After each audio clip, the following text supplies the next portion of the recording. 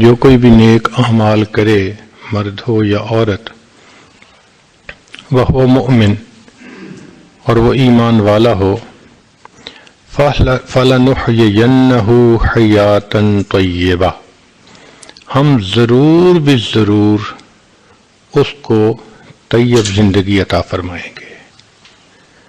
دو باتوں پر اللہ تعالیٰ کا وعدہ ہے، جو ایمان والا ہو اور نیک اعمال کرتا ہو۔ فَلَنُحْيِيَنَّ یہ تاکید کا صیغہ استعمال کیا، ضرور بھی ضرور ہم اس کو پاکیزہ زندگی عطا کریں گے۔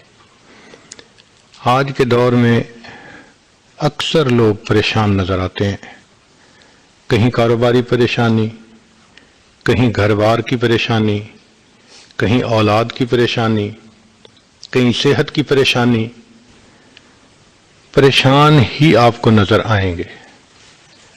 آخر کوئی ان کا حل ہوگا، کوئی ریمیڈی ہوگی۔ تو آئیے اللہ رب العزت سے پوچھیں کہ ان تمام پریشانیوں کا حل کیا ہے۔ رب کریم اس آیت مبارکہ میں اس کو تفصیل سے سمجھاتے ہیں، بتاتے ہیں کہ جو بندہ بھی ایمان والا ہو اور وہ نیک عمل کرے۔ اب اس میں سے آدھی شرط تو ہم پوری کرتے ہیں کہ الحمدللہ ہم نے کلمہ پڑھا، ہم ایمان والے ہیں، اس میں ہمیں کوئی تذبذب نہیں ہے، اس میں کوئی شک کی گنجائش ہی نہیں ہے، یہ 100% پکی بات ہے۔ ہم اپنے رب کو اپنا مالک خالق پروردگار مانتے ہیں، اس پر ایمان رکھتے ہیں، شریعت پر ایمان رکھتے ہیں، اس میں کوئی شک کی گنجائش ہی نہیں۔ تو ایک قدم تو ہم نے اٹھا لیا، اب اس سے آگے ہے دوسرا قدم کہ جس نے عمل بھی اچھے کیے، یہاں ہم کوتاہی کر جاتے ہیں۔ ہم یہ چاہتے ہیں کہ ہم اپنی مرضی سے زندگی گزاریں، مگر برکتیں وہ سب ملیں جو ایک مسلمان کو ملنی چاہیے۔ اس کی مثال ایسے ہے کہ ایک طالب علم اگر کسی ادارے میں داخلہ لے، یہ پہلا سٹیپ ہوتا ہے، پھر اس کے بعد وہ پڑھے اور محنت کرے، تب اس کو ڈگری ملتی ہے۔ جو بندہ دونوں سٹیپ نہ لے، کیسے ڈگری ملے؟ جو بندہ داخلہ تو لے، نہ کلاس میں آئے نہ پڑھے، ڈگری کیسے ملے؟ اور جو بندہ داخلہ لے لے، کبھی آئے کبھی نہ آئے، تو اس کا بھی یقین نہیں ہوتا، اس کی سپلیمنٹری آئے گی، یہ فیل ہو جائے گا۔ ہمارا حال ایک ایسے طالب علم والا ہے کہ ہم نے کلمہ پڑھ کے اپنے آپ کو ایمان والا رجسٹر کروا لیا، مگر مسجد میں بھی آ جاتے ہیں اور مسجد سے نکل کے ہم من مرضی کے کام بھی کر لیتے ہیں، کبھی مان لی کبھی نہ مانی۔ جو احکام شریعت مرضی کے مطابق ہوتے ہیں اس پہ عمل کر لیتے ہیں، جو مرضی کے خلاف ہوتے ہیں احکام کو چھوڑ دیتے ہیں۔ یہ ہماری کوتاہی ہے۔ ہم الزام ان کو دیتے تھے، قصور اپنا نکل آیا۔ ہم یہی کہتے رہتے ہیں جی ہمارے حالات ٹھیک نہیں، گویا اللہ تعالیٰ نے ہمیں اچھے حالات میں نہیں رکھا، حالانکہ معاملہ تو اپنا ہے۔ ہر چیز کی ایک ترتیب ہوتی ہے، ایک سیکوینس ہوتا ہے۔ ایک بیج ہے، اگر آپ کے پاس گٹھلی ہے آم کی اور آپ اس سے آم اور حاصل کرنا چاہتے ہیں تو اس کی ایک ترتیب ہے۔ اس کو زمین میں ڈالیے، وہ اگنا شروع کرے گی، پودا بنے گی، پھر درخت بنے گی، پتے لگیں گے، پھر اس پر پھول لگیں گے، پھر وہ پھول پھل میں تبدیل ہوں گے۔ یہ سارا ایک پروسیس ہے۔ ایک بندہ کہے کہ نہیں جی میں تو گٹھلی زمین میں ڈالوں گا، اس کے بدلے زمین سے بس مجھے ڈائریکٹ گٹھلیاں ملنی چاہیے، کیسے ہو سکتا ہے؟ ایک ترتیب ہے اللہ کی بنائی ہوئی، اس ترتیب کے مطابق ہی کام چلے گا۔ ایک نوجوان چاہتا ہے کہ میرے ہاں اولاد ہو، تو ترتیب ہے کہ بھئی آپ نکاح کیجئے، اپنے گھر والوں کے ساتھ وقت گزاریے، اللہ سے دعا کیجئے، اللہ تعالیٰ آپ کی مراد کو پورا کر دیں گے۔ اب وہ کہ نہیں، میں نے 2 رکعت پڑھی اور میں نے اللہ سے دعا مانگی، اب میں گھر آؤں تو مجھے بیٹا مل جانا چاہیے۔ کیسے پاسبل ہے؟ ایک ترتیب ہے اللہ کے یہاں ہر چیز کی، یہ دنیا دارالاسباب ہے۔ اسی طرح ہمارے حالات کیسے ٹھیک ہوں اس کی ایک ترتیب ہے۔ جب تک اس ترتیب کو فالو نہیں کریں گے حالات ٹھیک نہیں ہوں گے، ساری عمر ٹکرے مارتے رہیں گے، ساری عمر حالات سے کشتی کرتے پھریں گے، حالات نہیں ٹھیک ہوں گے۔ اب ایک بچہ اگر 10 ٹن کی چٹان کے آگے پیچھے زور لگاتا پھرے تو وہ موو تو نہیں نہ کر سکتا، اس کو بچہ ہے۔ حال ہمارا یہی ہے، ہمیں اپنی اوقات کا پتہ نہیں کہ کتنے کمزور ہیں، حالات کو بدلنے کی کوشش میں لگے ہوئے ہیں۔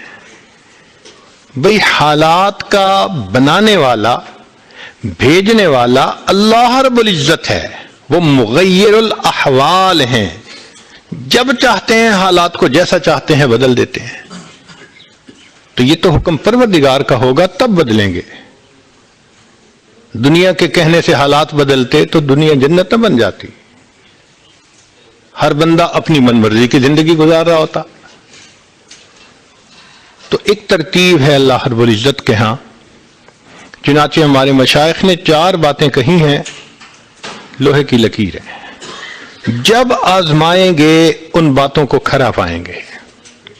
پہلی بات کہ جو شخص اپنے اعمال کو سنوار لیتا ہے اللہ تعالیٰ اس کے حالات کو سنوار دیتے ہیں۔ جو شخص اپنے اعمال کو سنوار لیتا ہے اللہ تعالیٰ اس کے حالات کو سنوار دیتے ہیں۔ ہم اس کوشش میں لگے ہوئے ہیں کہ حالات پہلے سنوریں پھر اعمال سنواریں گے۔ آپ بات کریں دوست سے، بھئی آپ مسجد میں نظر نہیں آتے، کچھ کاروباری حالات ٹھیک نہیں، ٹھیک ہو گئے تو میں مسجد میں آؤں گا۔ یعنی ہم چاہتے ہیں حالات پہلے ٹھیک ہوں، اعمال بعد میں ٹھیک ہوں گے۔ کیسے ترتیب الٹ سکتے ہیں ہم؟ چنانچہ جسے دیکھیے وہ اسی کوشش میں لگا ہوا ہے کہ پہلے حالات ٹھیک ہوں بعد میں اعمال ٹھیک کریں گے۔ تو ترتیب ہی الٹی ہم کرتے پھر رہے ہیں۔ اعمال کو جو شخص سنوار لیتا ہے اللہ تعالیٰ اس کے حالات کو سنوار دیتے ہیں۔ اعمال بگڑیں گے، حالات بگڑیں گے۔ جب کہا میں نے کہ یا اللہ تو میرا حال دیکھ، جب کہا میں نے کہ یا اللہ تو میرا حال دیکھ، حکم آیا میرے بندے نام اعمال دیکھ۔ ہم حالات کا تو شکوہ کرتے ہیں، اپنے عمل تو نہیں نہ دیکھتے۔ تو اعمال کو سنوارنے سے اللہ تعالی حالات کو سنوار دیتے ہیں۔ اس کی اگر مثال دیکھنی ہے تو قرآن مجید میں سورہ یوسف میں اللہ رب العزت نے اس بات کو پوری طرح کھولا۔ ایک لڑکا ہے، ماں باپ سے دور چلا گیا، قبیلے سے دور چلا گیا، ملک سے دور چلا گیا، پردیس میں اتنی اکنامکلی اس کی لو کنڈیشن ہے کہ وہ ایک غلام کی حیثیت سے ہے۔ غلام کی تو اپنی مرضی بھی کوئی نہیں ہوتی، وہ تو حکم کا غلام ہوتا ہے۔ اب جس کے پاس نہ رشتہ داری ہو، نہ برادری ہو، نہ کوئی سپورٹ ہو، اور اکنامکلی اس کی یہ کنڈیشن ہو، اب اس بندے کی زندگی تو بڑی خراب ہوتی ہے۔ شریعت نے بتایا کہ نہیں، یہ وہ بچہ تھا جو پڑا ہوا، فلما بلغ اشدہ آتیناہ حکما وعلما۔ بڑے ہو کر اس نوجوان نے جو اپنے والد سے سیکھا تھا اس کو مضبوطی سے پکڑا، اس کے اوپر جمع رہا، نیکی تقوی کی زندگی گزاری۔ پھر حالات آئے، آزمائش آئی، مگر ان حالات میں اللہ نے ان کو کامیاب کیا۔ کامیاب ہونے کے بعد کیا ہوا کہ وہ زلیخا کا جو خاوند تھا اس کے دل میں ایک بات بیٹھ گئی کہ یہ امین شخص ہے، جو میری عزت کے بارے میں اتنا معاملہ کر سکتا ہے حفاظت کا، کہ میری بیوی گناہ کی طرف بلا رہی ہے بند کمروں میں، اور یہ آگے سے کہتا ہے کہ میں اللہ سے ڈرتا ہوں، قال معاذ اللہ۔ تو خاوند کو پتہ چل گیا تھا کہ قصور میری بیوی کا ہے، اور اس نے کہہ بھی دیا تھا کہ انک کنت من الخاطئین، تیرا قصور ہے، سب تیرا مسئلہ ہے۔ تو اس کے دل میں ایک بات بیٹھ گئی کہ یہ نوجوان امانت دار نوجوان ہے۔ پھر اس کے بعد زلیخا نے اس کو تھریٹ کیا کہ میں جیل بھجوا دوں گی۔ انہوں نے دعا مانگی کہ اے رب کریم، میرے لیے جیل میں جانا زیادہ بہتر ہے اس گناہ سے جو گناہ کی طرف یہ مجھے عورتیں بلاتی ہیں۔ رب السجن احب الی مما یدعوننی الیہ، جیل میں چلے گئے۔ پھر اللہ رب العزت نے دیکھو جیل میں ترتیب بنائی، دو بندوں نے خواب دیکھا، پورا نکلا۔ ان میں سے ایک بادشاہ کے پاس گیا، کچھ عرصے بعد بادشاہ نے خواب دیکھا، تعبیر دینے والا کوئی نہیں۔ وہ جو جیل سے چھوٹ کے آیا تھا اس نے کہا میں جانتا ہوں ایک بندے کو، مجھے اس نے خواب کی تعبیر دی تھی، بالکل ٹھیک نکلی۔ بادشاہ نے کہا بلاؤ۔ جب بلانے کے لیے گئے تو یوسف علیہ السلام نے کہا کہ پہلے تو یہ فیصلہ کرو کہ قصور میرا تھا یا عورتوں کا تھا۔ نبی علیہ السلام نے فرمایا میرے بھائی یوسف کے صبر کے کیا کہنے، اتنے سالوں کی جیل کے بعد اگر پیغام آتا ہے کہ جیل سے باہر آ جائیے تو کہتے ہیں نہیں پہلے فیصلہ کرو، مجھ پہ جو الزام لگا تھا وہ ٹھیک تھا یا غلط تھا۔ تو بادشاہ نے کہا نہیں نہیں آپ بالکل ٹھیک تھے، قصور میری بیوی کا تھا، آئیے۔ پھر بلا کے اس نے کہا انک الیوم لدینا مکین امین، تصدیق کر دی کہ میرے دل میں آپ کی امانت داری بیٹھ گئی، تجھ سے بہتر امین شخص مجھے نہیں مل سکتا، لیکن میں نے خواب دیکھا ہے، میں بہت کنفیوزڈ ہوں، بتاؤ۔ فرمایا کہ 7 سال بڑے اچھے آئیں گے، غلے کو محفوظ کر لینا، پھر 7 سال بہت قحط کے آئیں گے اور اس میں آپ کو کرائسس مینجمنٹ کرنی پڑے گی، اس طرح آپ کی جو رعایا ہے وہ مشکل سے بچ سکتی ہے۔ بادشاہ بوڑھا تھا، اس کام کے لیے ہمت چاہیے، موٹیویشن چاہیے، لیڈرشپ چاہیے۔ اس نے کہا شاید اس سے بہتر مجھے کوئی دوسرا بندہ نہیں مل سکتا، اور یوسف علیہ السلام نے خود بھی کہہ دیا اجعلنی علی خزائن الارض، کہ مجھے آپ خزانوں کا نگران بنا دیجئے، میں اپنی ذمہ داری پوری کروں گا۔ چنانچہ خزانوں کے نگران بن گئے۔ بادشاہ نے کہا کہ جو میرے گھر میں رہ کے میری عزت کی حفاظت کر سکتا ہے وہ میرے مال کی حفاظت تو اس سے زیادہ بہتر کرے گا۔ تو بادشاہ کو یقین دہانی ہو گئی۔ اب وہ بچہ جو کل غلام کہا جاتا تھا آج وہ خزانوں کا نگران ہے۔ پھر سیدنا یوسف علیہ السلام نے اتنی اچھی ڈیسیژن میکنگ کی کہ ہر بندے نے دیکھا کہ واقعی بہت اچھے سلیقے سے کام ہو رہا ہے، رعایا بھی مطمئن ہو گئی۔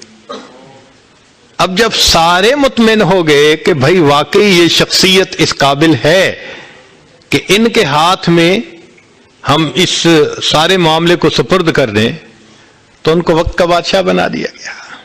اللہ تعالیٰ اس واقعے سے سمجھانا چاہتے ہیں کہ دیکھو تم حالات سدھرنے کے پیچھے بھاگتے پھر رہے ہو، تم اعمال سنورنے کے پیچھے بھاگو، حالات کو سنوارنا یہ ہمارے ذمہ ہے۔ ہم ایک بے سہارا پردیسی بچے کے حالات کو سنوار کر اسے فرش سے اٹھا کے عرش پہ بٹھا سکتے ہیں، لوگوں ہم تمہارے بھی حالات کو سنوار سکتے ہیں۔ چنانچہ جب یوسف علیہ السلام نے اپنے بھائیوں سے پوچھا ما فعلتم بے یوسف، تم نے یوسف کے ساتھ کیا کیا تھا؟ وہ ہکا بکا رہ گئے، ان کو توقع نہیں تھی. کہنے لگے انک لانت یوسف، آپ یوسف ہیں؟ قال انا یوسف، ہاں میں یوسف ہوں. وہذا اخی، یہ میرا بھائی بنیامین ہے. قد من اللہ علینا، اللہ نے ہم پر احسان کیا. انہ من یتق و یصبر، جو متقی ہوتا ہے اپنے اندر صبر و ضبط پیدا کرتا ہے. فإن اللہ لا یضیع اجر المحسنین، اللہ ایسے نیکوکاروں کے اجر کو ضائع نہیں کیا کرتے ہیں. ہم اپنے اندر تقوی اور صبر و ضبط پیدا کریں، اللہ رب العزت ہر دور اور ہر زمانے میں تقوی اور صبر والے بندے کو فرش سے اٹھائیں گے، عرش کے اوپر بٹھائیں گے، تخت کے اوپر بٹھائیں گے. اب تقوی اور صبر کی طرف تو ہم آتے نہیں. چاہتے ہیں زندگی تو رہے جیسے ہم گزار رہے ہیں، حالات سیدھے ہو جائیں. کیسے حالات سیدھے ہو سکتے ہیں؟ سمپل سی مثال ہے کہ بجلی سے ایک مشین چلتی ہے. اب ایک بندہ مشین کو روکنا چاہتا ہے، ایک ہی ترتیب ہے کہ پیچھے سے بٹن بند کرو. آپ بٹن بند نہیں کریں گے، ہاتھ سے مشین کو پکڑ کے روکنے کی کوشش کریں گے، ہاتھ کٹوا بیٹھیں گے. سارا دن زور آزمائی کریں گے، مشین کہاں رکے گی؟ تو عقل مند بندہ مشین کو پکڑ کے نہیں کھڑا ہوتا، وہ سوئچ کو بند کرتا ہے. حالات کا سوئچ اللہ رب العزت کے ہاتھ میں ہے. تو ادھر رجوع کرنے کی بجائے کہ اللہ حالات کو ٹھیک کر دیجئے، ہم حالات کی مشین کے ساتھ کشتی کر رہے ہیں. کون ہمیں عقل مند کہے؟ تو پہلی بات، جو شخص اپنے اعمال کو ٹھیک کر لیتا ہے، اللہ رب العزت اس کے حالات کو ٹھیک کر دیتے ہیں. دوسری بات، جو شخص اپنی آخرت کو سنوار لیتا ہے، اللہ تعالیٰ اس کی دنیا کو سنوار دیتے ہیں. ہم پھر الٹے چاہتے ہیں کہ پہلے دنیا سنورے پھر ہم آخرت سنواریں گے. یہاں پھر ہم غلطی کرتے ہیں، دن رات دنیا سنوارنے میں لگے ہوئے ہیں. پزل بنی ہوئی ہے، ایک حصہ جوڑتے ہیں تو دوسرا ٹوٹتا ہے، وہ توڑتے ہیں تو پہلا ٹوٹتا ہے. ہر بندہ لگا ہوا ہے اسی کوشش میں. تو اللہ رب العزت کے ہاں ترتیب یہ ہے. اس کی مثال اگر دیکھنی ہو، صحابہ رضی اللہ عنہ کی مبارک زندگیوں کو دیکھیے. انہوں نے اپنی آخرت کو سنوارا، اللہ نے اس کے نتیجے میں ان کی دنیا کو سنوار دیا. بات کیا تھی کہ نہ کیسر و کسرا سے دبے چند وہ لوگ کے اونٹوں کے چرانے والے، اور جن کو کافور پہ ہوتا تھا نمک کا دھوکا، بن گئے دنیا کی تقدیر بدلنے والے. انہوں نے اپنی آخرت کو سنوارا، اللہ نے دنیا سنواری. کیسے؟ اطمینان. اتنا اطمینان کہ یمن سے جوان عورت چلتی ہے اور مدینہ طیبہ پہنچتی ہے، اور پورے راستے میں کوئی اس کی طرف آنکھ اٹھا کر دیکھنے والا نہیں ہوتا. اللہ نے مال و دولت کے اتنے ڈھیر عطا کیے تھے. انس اللہ عنہ کہتے ہیں کہ میں لکڑی کاٹنے والے کلہاڑے سے سونے کی اینٹوں کو توڑا کرتا تھا. اب لکڑی کے کلہاڑے سے جو سونا ٹوٹے گا وہ تولوں میں اور گراموں میں تو نہیں نہ ہو سکتا. اللہ نے اتنی دولت ان کے قدموں میں ڈال دی تھی. بچہ پیدا ہوتا تھا، اس کا روزینہ متعین تھا. سیدنا عمر رضی اللہ عنہ نے ایک رات دیکھا، ایک عورت چھوٹے سے بچے کو روٹی کا ٹکڑا کھلانے کی کوشش کر رہی ہے، بچہ رو رہا ہے. پوچھا کیوں کر رہی ہو؟ کہنے لگی کہ امیر المومنین نے قانون بنایا ہوا ہے کہ جب بچہ دودھ چھوڑے گا پھر ہم بیت المال سے روزینہ متعین کریں گے، تو میں کوشش کر رہی ہوں. عمر رضی اللہ عنہ آئے، بہت روئے. صحابہ کہتے ہیں کہ اس دن فجر کی نماز پڑھائی، قرات کے اندر اتنا گریا اور بکا تھا کہ ہمیں سمجھنا مشکل ہو رہا تھا، اتنا رو رہے تھے. ہم حیران تھے آج امیر المومنین کو کیا ہوا. نماز پڑھانے کے بعد منبر پر بیٹھے، عمر کے اوپر اللہ رحم کرے، اس نے کتنے بچوں کی جان لی ہوگی. مقصد یہ تھا کہ میں نے جو یہ قانون بنایا تو کتنی ماؤں نے معصوم بچوں کے دودھ چھڑوائے ہوں گے اور وہ دودھ سے محروم ہوئے ہوں گے میری وجہ سے۔ پھر اعلان فرمایا کوئی ماں بچے کو دودھ جلدی مت چھڑوائے، جس دن بچہ پیدا ہوگا اسی دن بیت المال سے وظیفہ متعین کر دیا جائے گا۔ آج سے 1400 سال پہلے ہے۔ تو انہوں نے اپنی آخرت کو سنوارا، رب کریم نے اس کے بدلے ان کی دنیا کو سنوار دیا۔ قرآن مجید میں اللہ تعالیٰ فرماتے ہیں وَلَوْ أَنَّ أَهْلَ الْقُرَىٰ آمَنُوا وَاتَّقَوْا، اگر یہ بستی دیسوں والے ایمان لاتے، تقوی کو اختیار کرتے، لَفَتَحْنَا عَلَيْهِمْ بَرَكَاتٍ مِّنَ السَّمَاءِ، ہم ان کے لیے آسمان سے برکتوں کے دروازے کھول دیتے۔ تو ترتیب یہی ہے کہ جو آخرت کو سنوارتا ہے اس کوشش میں لگتا ہے، دنیا اس کا سایہ ہے۔ اللہ دنیا کو خود بخود سنوار دیتے ہیں، الگ سے محنت نہیں کرنی پڑتی۔ مثال کے طور پہ جو بندہ سچ بولتا ہے تجارت میں، اللہ تعالیٰ اس کی تجارت کو خود سنوار دیتے ہیں۔ قسم اٹھا کے یہ بات کہی جا سکتی ہے کہ سچ بولنے والا تاجر کبھی مفلس نہیں ہو سکتا۔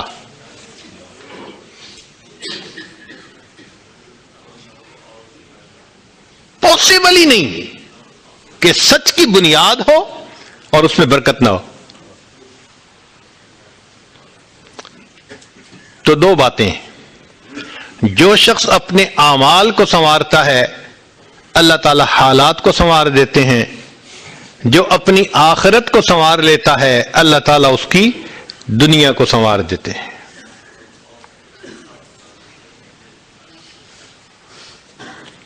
ہارون رشید اپنی کھڑکی میں سے نیچے دیکھ رہا ہے، مسجد کے دروازے پر امام ابو یوسف رحمت اللہ علیہ تشریف لا رہے ہیں اور ان کے پیچھے دو شاگرد ساتھ ساتھ جڑے ہوئے ہیں۔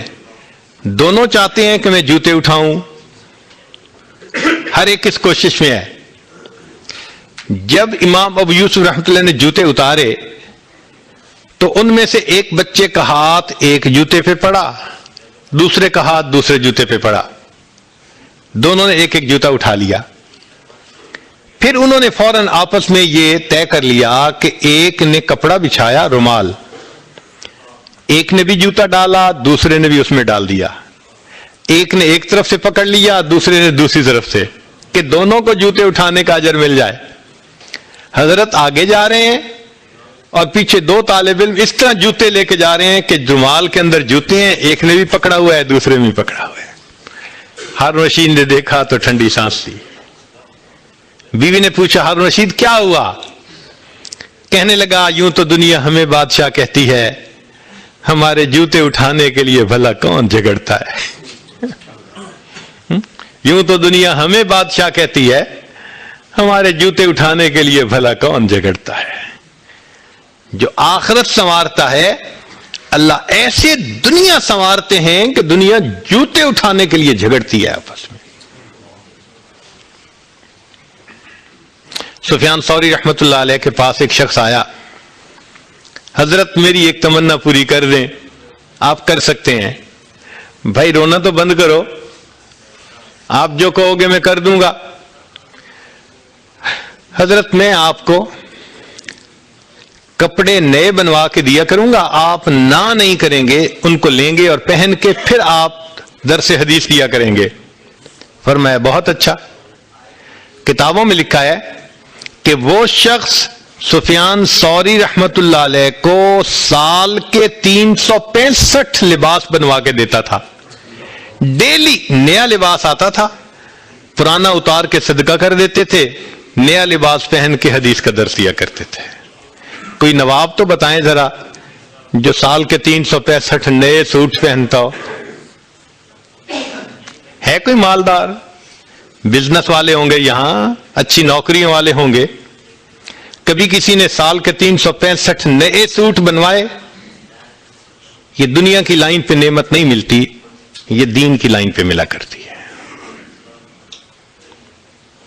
تو فرمایا کہ جو اپنی آخرت کو سنوار لیتا ہے اللہ تعالیٰ اس کی دنیا کو سنوار دیتے ہیں۔ چنانچہ ایک سیاح ہندوستان آیا گھومنے پھرنے کے لیے، اجمیر شریف بھی گیا، وہاں اس نے حضرت خواجہ معین الدین چشتی اجمیری رحمۃ اللہ علیہ کے مزار پہ دیکھا مسلمان بھی آ رہے ہیں اور ہندو بھی آ رہے ہیں اور سکھ بھی آ رہے ہیں۔ اللہ کی شان، اللہ رجوع دے دیتا ہے نا، سبھی آ رہے ہیں، دعائیں مانگ رہے ہیں۔ تو وہ بڑا حیران کہ ہر کمیونٹی کے لوگ آ رہے ہیں، ہر مذہب کے لوگ آ رہے ہیں۔ تو جب واپس گیا تو بیوی نے پوچھا کہ بتائیں آپ نے کون سی انوکھی چیز وہاں دیکھی؟ تو اس نے کہا ہاں میں نے ایک چیز انوکھی دیکھی کہ ایک شخص قبر میں لیٹا ہوا تھا مگر لوگوں کے دلوں پر حکومت کر رہا تھا۔ ایک شخص قبر میں لیٹا ہوا تھا مگر لوگوں کے دلوں پہ حکومت کر رہا تھا۔ اللہ تعالیٰ یوں دنیا سنوارتے ہیں۔ تو دو باتیں، جو شخص اپنی اعمال کو سنوار لیتا ہے اللہ تعالیٰ اس کے حالات کو سنوار دیتے ہیں، اور جو شخص اپنی آخرت کو سنوار لیتا ہے اللہ تعالیٰ اس کی دنیا کو سنوار دیتے ہیں۔ تیسری بات کہ جو شخص اللہ رب العزت سے اپنے تعلق کو سنوار لیتا ہے اللہ مخلوق سے اسے تعلق کو سنوار دیتے ہیں۔ آج ہم چاہتے ہیں چچا راضی ہو جائے، پھپھو راضی ہو جائے، بہن راضی ہو جائے، اور عجیب بات ہے یہ رشتہ داریوں کے معاملے ہیں ہی ایسے، کھاؤں کدھر کی چوٹ بچاؤں کدھر کی چوٹ، سمجھ نہیں لگتی کہ سب کو کیسے راضی کیا جائے۔ انسان حیران ہوتا ہے، اور جی ہم تو سب کے ساتھ اچھا کرتے ہیں مگر پتہ نہیں رشتہ دار ہم سے راضی نہیں ہوتے۔ اس کے پیچھے بھی راز ہے، کیوں کہ ہم نے اللہ سے اپنے تعلق کو تو سنوارا نہیں ہوتا، مخلوق سے تعلق کیسے سنورے گا؟ تو فرمایا کہ جو شخص اللہ رب العزت سے اپنے تعلق کو سنوار لیتا ہے اللہ تعالی مخلوق کے ساتھ اس کے تعلق کو سنوار دیتے ہیں۔ اگر اس کی مثال دیکھنی ہے تو نبی علیہ الصلوۃ والسلام کی مبارک زندگی کو دیکھیے۔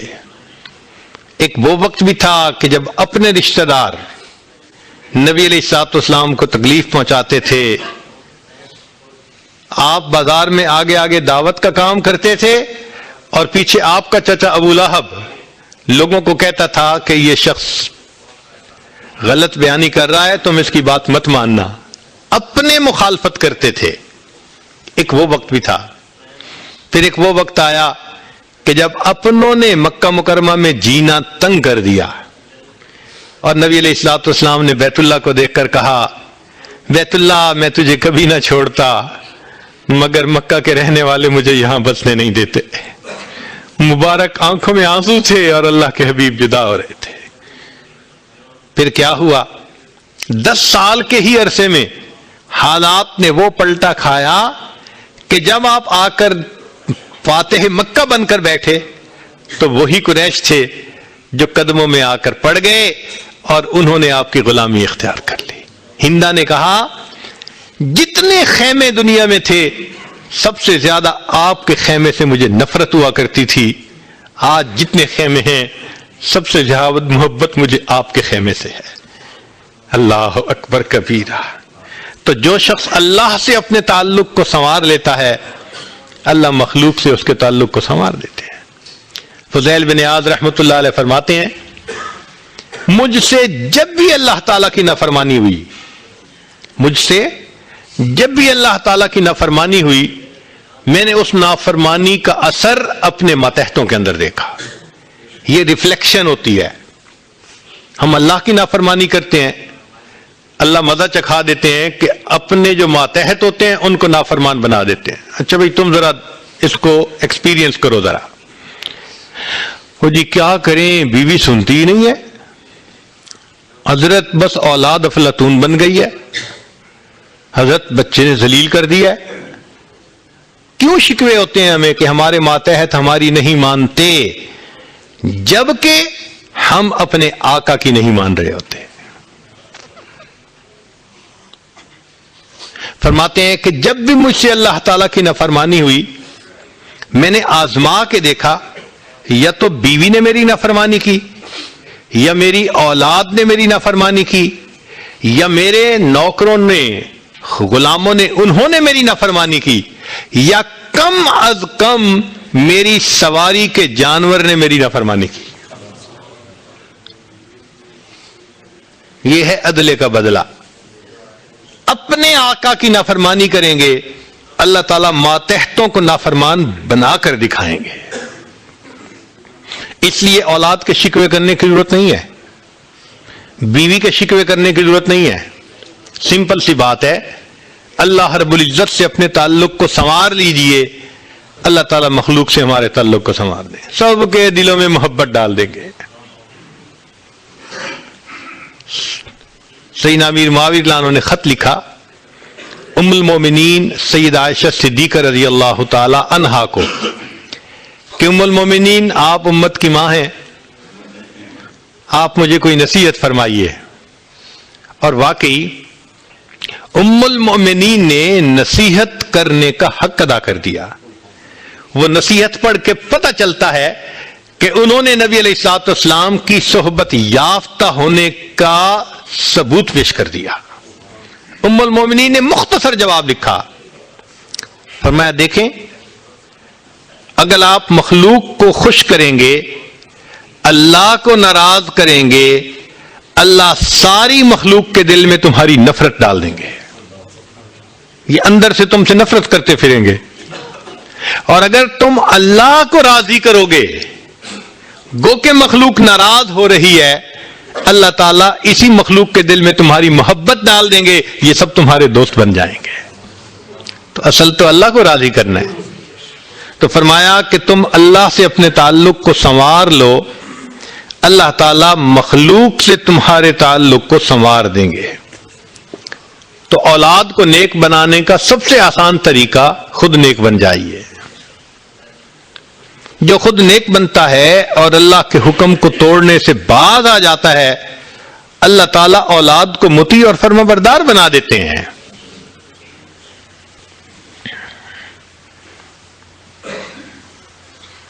تو اب تک 3 باتیں۔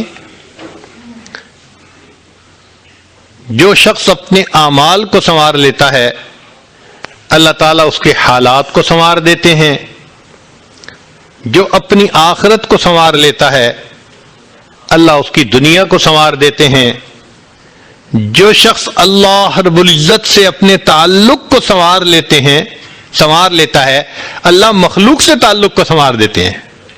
حدیث مبارکہ میں ہے، جب بندہ عبادت کرتا ہے اور اللہ تعالیٰ خوش ہو جاتے ہیں، دعا جبرائیل، اللہ تعالیٰ جبریل علیہ السلام کو بلاتے ہیں اور بتلاتے ہیں کہ جبرائیل، میں فلاں بندے سے محبت کرتا ہوں۔ تو جبرائیل علیہ السلام آسمانوں پر اعلان کرتے ہیں کہ آسمان کے فرشتوں، اللہ تعالیٰ فلاں بندے سے محبت کرتے ہیں۔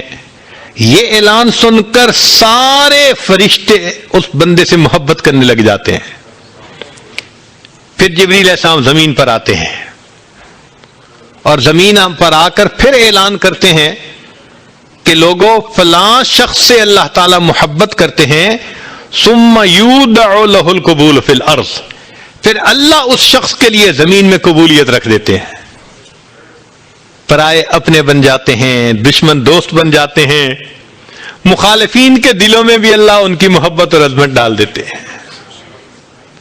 تو مخلوق سے تعلق سنوارنے کا یہ ہے سب سے بہترین طریقہ۔ کس کس کے پیچھے بھاگیں گے، کس کس کی منت سماجت کریں گے؟ بہتر نہیں کہ ہم ایک ہی کو منا لیں؟ جس نے اللہ کو منا لیا، اللہ تعالیٰ مخلوق کے ساتھ اس کے تعلق کو سارا ٹھیک فرما دیں گے۔ چوتھی بات کہ جو شخص دن کے اعمال کو سنوار لیتا ہے، اللہ تعالیٰ اس کے رات کے اعمال کو سنوار دیتے ہیں۔ اکثر دوستوں سے یہ سنا، تہجد میں آنکھ نہیں کھلتی، صبح کی تکبیر اولیٰ رہ جاتی ہے۔ مقصد کیا؟ کہ رات کے اعمال ہم نہیں کر پاتے۔